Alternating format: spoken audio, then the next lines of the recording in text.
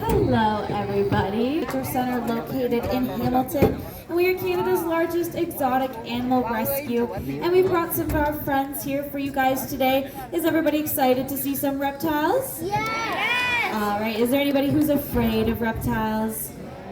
No, maybe a few people. But for those of you who are afraid, you will get to learn some cool things about these animals, and hopefully that can subside any fears or misconceptions that you may have about them. But we're going to start off with our first animal today. He's pretty small, but we'll bring out Freezy and see if he's ready to say hi. There he is. So Freezy here is called a blue-tongued skink. He is a type of lizard from Indonesia. And for those of you a little bit closer to the front, you will see that he does in fact have a bright blue colored tongue.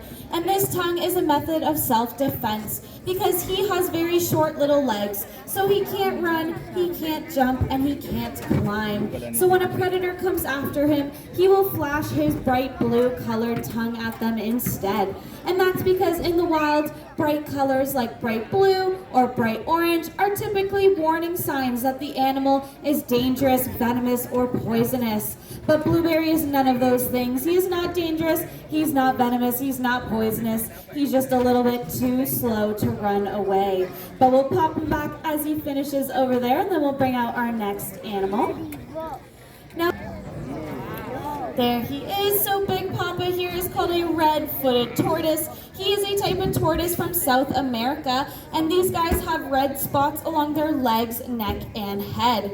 Now, turtle and tortoises are very cute, but they don't always make the great pets. And they are actually our first and #1 rescue at Little Rays, and that is because they can live for a very long time. So the average lifespan for most turtle and tortoises is 60 to 80 years.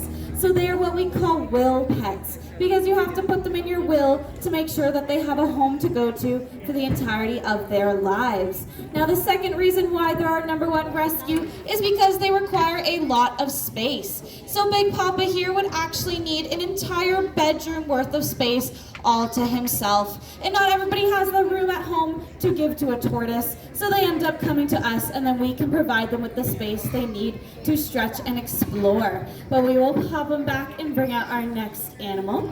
Now, this is the time of year where you guys will find turtles in Ontario trying to cross the road. It is super important to help our friends because we don't want them to get... There he is. So Teddy here is a type of lizard called a tegu. Now, there's a few different kinds of tegus. You can have yellow tegus, which are the smallest.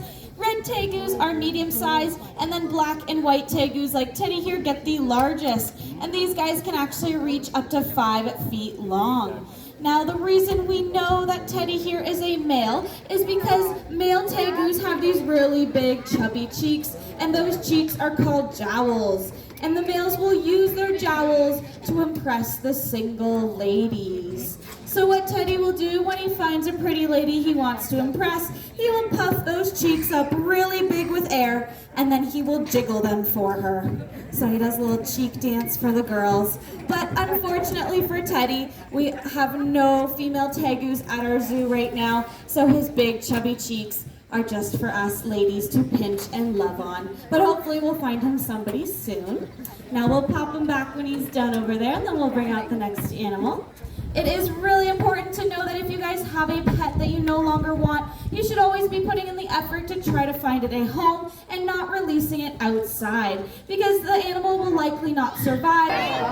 All right, I did hear alligator. That is a great guess, but she is not an alligator. Any other guesses? Crocodile! Crocodile, that's another good guess, but she is not a crocodile either. Any other guesses? Oh, I do kind of hear it in a few spots, so very good. She is called a caiman. Now, caimans are part of our crocodilian family, and that family includes alligators, crocodiles, caimans, and gharials.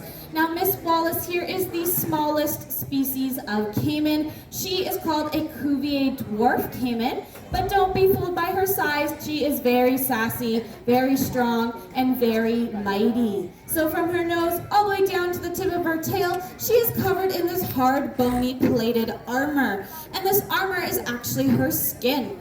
Skin is called osteoderm, which translates to bone skin. So she has this thick, bony armor to protect herself in the water. Now, she does spend a ton of time swimming, and so she has cool adaptations to make her super efficient. She has webbing on her feet like a duck. She's got her powerful tail, and she actually has an extra set of eyelids that she can use like built-in goggles to help her find her food in the waters, which is super, super cool. But we'll pop her back so she can continue sunbathing, and then we'll bring out our next animal. Now, Wallace is from, there she is. Can everybody say hi, Maui? Very good. Thank you for the nice welcome, but I do have a slight confession. So Maui doesn't actually have any ears, so she didn't hear you guys. But she does feel and sense vibrations, so she still felt your nice warm welcome because you were making lots of noise and vibrations for her. Now, Maui is called a reticulated python, and this species of snake holds the record for the longest snake on our planet.